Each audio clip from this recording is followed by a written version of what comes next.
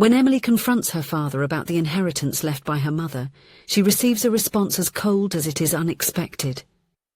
"We gave your share to your sister. She deserved a real wedding." Humiliated, but not defeated, Emily realizes that the rejection that had accompanied her since childhood hid something even deeper and more cruel than she had ever imagined. What her father did not expect was that the girl he abandoned had become a woman ready to face any injustice. Hello, my friends. I am Linda, and this is the Linda's Stories channel. I hope you enjoy this story. The wind blew gently through the leaves of the large oak tree in the garden of Martha Holloway's house. Sitting in a rocking chair on the porch, the grey-haired lady watched her granddaughter, Emily, playing with the freshly picked flowers. The little girl, only 6 years old, was trying to make a daisy crown with her small hands, her tongue caught between her teeth in a sign of concentration. Martha sighed. It had been only a year since her daughter Rachel had left this world, taken by an illness that manifested and consumed her life in a matter of weeks, and only a month since her son-in-law Jeremy had decided to remarry to a woman many suspected had been his lover even before Rachel's death. "Grandma, look what I made!" Emily ran to her grandmother, her brown eyes shining with joy, so much like Rachel's that Martha felt a pang in her heart. "It's beautiful, my love," Martha replied, adjusting the small crown on her granddaughter's hair. The sound of a car parking caught both of their attention. Jeremy had arrived for his monthly visit, and for the first time, he brought his new wife, Karen. Martha watched the woman get out of the car, her eyes assessing Emily with poorly disguised discomfort. Jeremy seemed distant, as if he were fulfilling an obligation. The conversation that followed would forever change the course of Emily's life. "I think it would be best for everyone if Emily came to live with you permanently, Martha," Jeremy said, looking anywhere but at the daughter playing in the garden. "Karen and I think it would be healthier." "Healthier for whom, Jeremy?" Martha questioned, feeling her anger rise.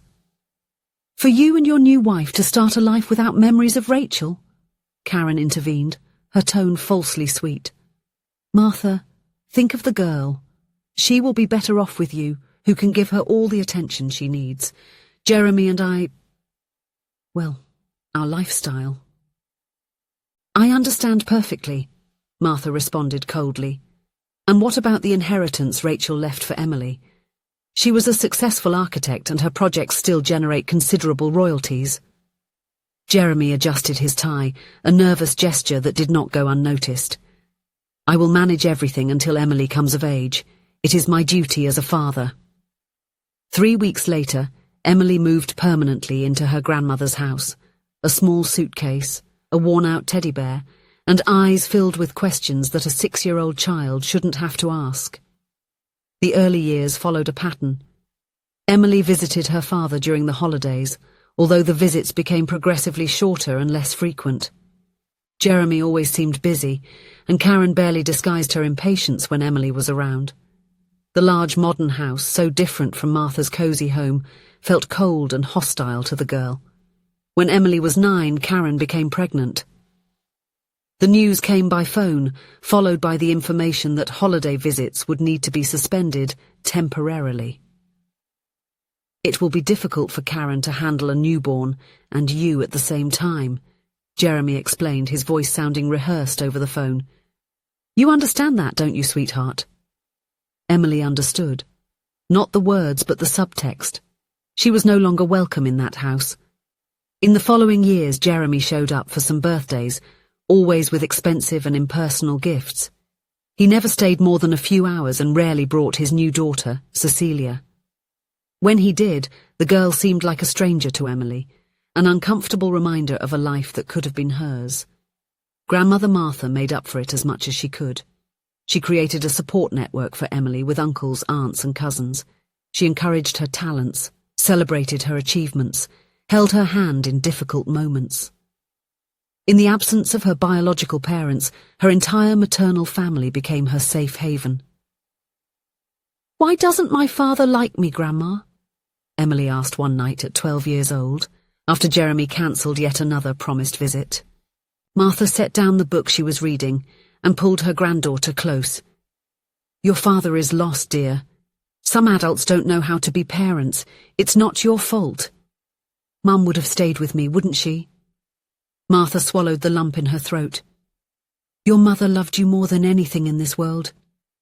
She would be so proud of the wonderful girl you are becoming." It was that night that Emily decided her future. "I'm going to study hard, Grandma. I want to help children like me." Martha smiled, seeing a bit of Rachel in that determination. "So that's what you're going to do." The years passed. Emily grew up, nourished by her grandmother's love and her father's absence. She studied diligently, graduated from high school as the class valedictorian. When she graduated from university, she sent a formal invitation to Jeremy, Karen, and Cecilia for her graduation. Jeremy sent a text message on the eve of the graduation. "I'm sorry, Emily, but we won't be able to make it. Cecilia has a dance performance on the same day." Emily read the message, put the phone aside, and cried in her grandmother's arms. It was the last time she cried for her father. She built a solid career in her field, earning respect for her competence and empathy. On her 28th birthday, sitting in the garden of Grandma Martha's house with a cup of tea, Emily finally remembered. "Grandma, do you remember the inheritance Mum left me? Dad was responsible for managing it until I turned 18, but he never mentioned it when I had my birthday." Martha frowned. "That's true. Your mother left a considerable amount as well as shares in some projects. You should get in touch with him." Emily hesitated. She hadn't spoken to her father in many years. "I think I'll call him tomorrow." The call was brief and surprising. "Inheritance?" Jeremy sounded uncomfortable. "Emily, that was just a fund for your education. I used it to pay for your private school, remember? Dad, Grandma paid for my school, and Mum left much more than an education fund. There were the rights to her projects, the investments, the country house." A heavy silence preceded the response. "Look, Emily, to be frank, we gave your part of the inheritance to Cecilia. She needed it for her wedding, something majestic that she deserved." Jeremy's voice acquired a tone of disdain. "You can't be so selfish. After all, you probably won't even get married anyway." Emily felt as if she had been slapped. "You gave my inheritance to my half-sister's wedding, the inheritance that my mother left for me. My mother... Cecilia deserved a princess wedding. You have your life established. You don't need that money." Jeremy seemed blatantly to believe his own words. Emily took a deep breath. "We need to talk in person. I'll travel there. Tomorrow at 10 at the Central Cafe. Please bring all the documents related to my mother's inheritance." The cafe was quiet at that time of the morning. Emily arrived 20 minutes early, chose a discreet table, and ordered an espresso. She dressed professionally, as she would for any important meeting. Because that's what it was. A business meeting, not a family reunion. Jeremy arrived with Cecilia. His half-sister, now 22, was a younger version of Karen, with the same calculating look. The similarities between the two half-sisters were practically non-existent, except perhaps for the determination displayed in their eyes. The greetings were formal, handshakes instead of hugs, polite smiles in place of affectionate words. "Are you well, Emily?" Jeremy asked, more out of obligation than interest. "I'm great, thank you. Did you bring the documents I asked for?" Jeremy slid a thin folder across the table. "There isn't much to show. As I said, we used the money for Cecilia's wedding." Emily opened the folder, quickly scanning its content. "This isn't even half of what Mum left." "Look, Emily," Cecilia chimed in, "I know this must seem unfair to you, but please understand, I needed that wedding. It was my dream, and Dad wanted to give me that." "With my mother's money? Money that was legally mine?" Emily kept her voice calm. "You didn't even invite me to this wedding." "We thought you wouldn't mind," Jeremy replied defensively. "You have your career, you never needed money. Your grandmother Martha always took care of everything. And that gave you the right to take what was rightfully mine, my mother's legacy." Emily felt the anger rising, but she remained composed. "What exactly do you think I do for a living, Dad?" Jeremy seemed confused by the change of subject, especially since he had never really been interested in what Emily had studied or what she worked in. "I am a lawyer," Emily replied, allowing a small smile to touch her lips. "Specialized in estate law. I deal with contested inheritance cases every day. I know every detail of the law on the subject." Jeremy's face paled. Cecilia looked at her father, suddenly worried. "But you're not going to sue your own father, are you?" Jeremy asked, trying to sound incredulous, but the tremor in his voice betrayed him. "Why not? You used the money that legally belonged to me to pay for your other daughter's wedding, without my consent. That's embezzlement at the very least."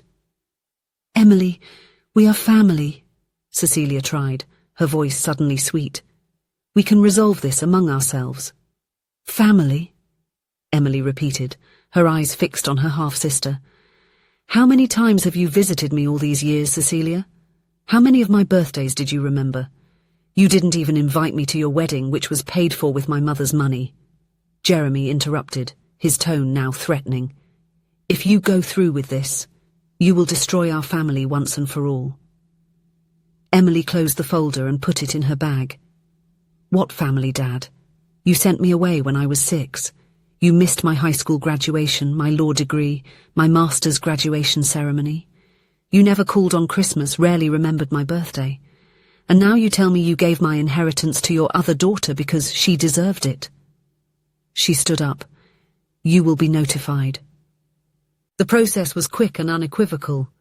With the gathered evidence, original documents of Rachel's will, bank records showing the transfers made by Jeremy, testimonies from family members who knew the terms of the inheritance, Emily won easily. Jeremy was forced to sell the house where he lived with Karen and to liquidate investments to pay Emily the updated value of the inheritance, with interest. On the day the judge announced the verdict, Emily did not feel the triumph she expected. Instead, there was a strange sense of closure, as if a heavy book had finally been closed after years of being open on a painful page. Martha was waiting for her outside the courthouse, her wrinkled face marked by concern. "How are you, dear?" Emily intertwined her arm with her grandmother's. "I am at peace, Grandma. Not because of the money, but because I finally understood that I can't change the past. Dad made his choices, and I wasn't included in any of them. He forced me to make my own." As they walked together under the autumn sun, Emily watched the leaves falling around her, golden and red, detaching from the branches to make way for something new in the spring. A few months later, Emily received an envelope. Inside was a simple card, with just a few words written in the handwriting she recognized as Jeremy's. "I'm sorry for everything. You are more like your mother than I ever realized." Emily stored the card in her drawer. She wasn't ready to forgive. Perhaps she never would be. But she was ready to move forward, building her own path, honoring Rachel's memory not with bitterness, but with purpose. Because sometimes we need to leave the past where it belongs, in the past, and use what we have learned to build a better future, not only for ourselves, but for all those who, like her, need to find their own worth in a world that does not always acknowledge their existence. If you enjoyed the story, please leave a comment with a rating from 1 to 5 to show how much you liked it. Also, watch the video that is now appearing on your screen. See you soon.